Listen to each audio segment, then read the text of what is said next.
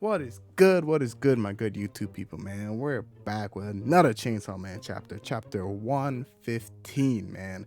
Name is chapter's High School Days, and just like School Days, the anime ending, I want to know what happened next, man. This was by far one of the hardest cliffhangers he's left us in. Like, the last hardest cliffhanger was chapter 112. No, it's 112 with the date, and now it's this right here with the Tada Starfish.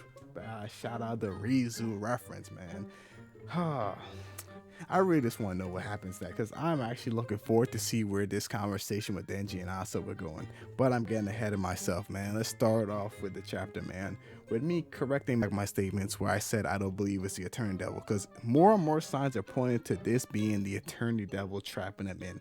With just this new information of time not moving forward, which seems to align just like it did with the last time they faced the Eternal Devil. And I like the little nod to this devil, the Eternal Devil being the same devil, but this time it's different methods of attacking them. Because the first time the Eternal Devil wanted to starve them out, weakening their bodies. Now, now it's aligned with the Famine Devil. It's now trying to weaken their minds with having them waited out, which I like the little key difference. But on the topic of new information, let's talk about the new information we have discovered about Hiruka during this chapter.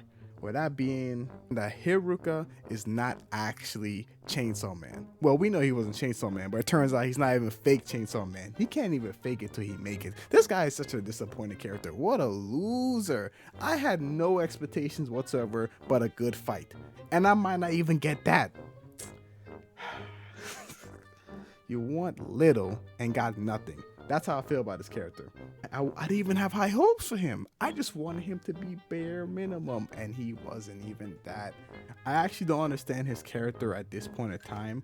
It feels like I actually want to question why is he there? Because unlike Kerbani 2.0, at least I can get a laugh out of that. He's just here. Like I feel like there's no relevancy to his character no more.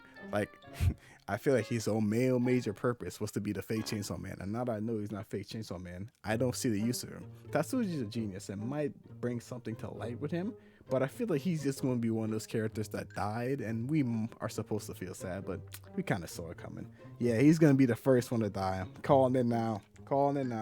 But let's get on to the most relevant thing to the storyline about this whole Chainsaw Man chapter, which is Yoshida and Denji's conversation, in which Yoshida states, and I quote, man, "To be honest, I've made my peace with that this time.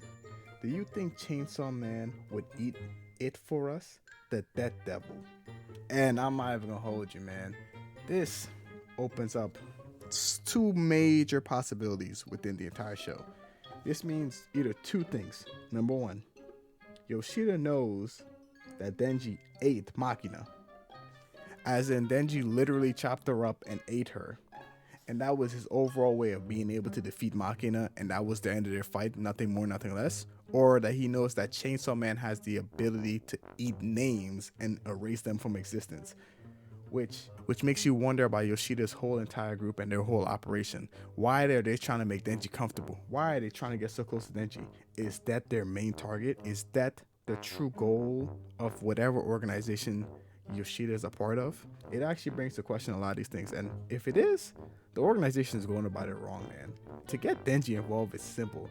Get a cute girl, say we need your help, and Denji would just say, "Yep, okay," and it would have been that simple. I can actually see the end of this where they actually get to see Yoshida's organization, and there's gonna be one girl, and I'm gonna say they should have got her, and I'm just gonna lose my mind.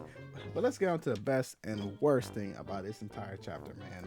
And that being Denji and Asa's conversation, in which this conversation was actually really big for Asa, in my opinion. Like, Asa spills the bean about Denji, about her whole plan, about how she was going to turn him into a weapon and all that.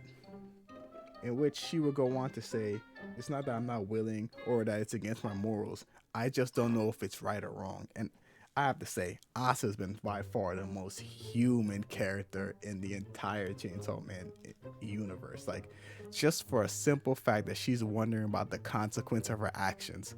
How many Chainsaw Man characters have ever done? Denji has never, not once. But it really does shine. Like it's odd. In a world of nothing but weirdos, Asa shines the brightest because she's the only normal person, which is kind of interesting. Shout out Tatsuji. And it seems that Asa's theme will be her morality. Like even going back to the chicken scenes where she's stepping on chickens and making the dark path, it ultimately aligns on her morality, what choice would she makes, and how it would affect the outcomes of where she's going to be in the future. And while she's doing all this, Denji just completely brushed off and says, "What are you mumbling on about? You can't eat fish, right? Well, how about a starfish?" Which showing that he was paying attention to the conversation they had the first time, and then he hit it with a "tada," which is a reference to Rize. Man, that was my favorite thing about this whole chapter. If I'm being honest, I really want that conversation to continue going on because I want to know where it's going.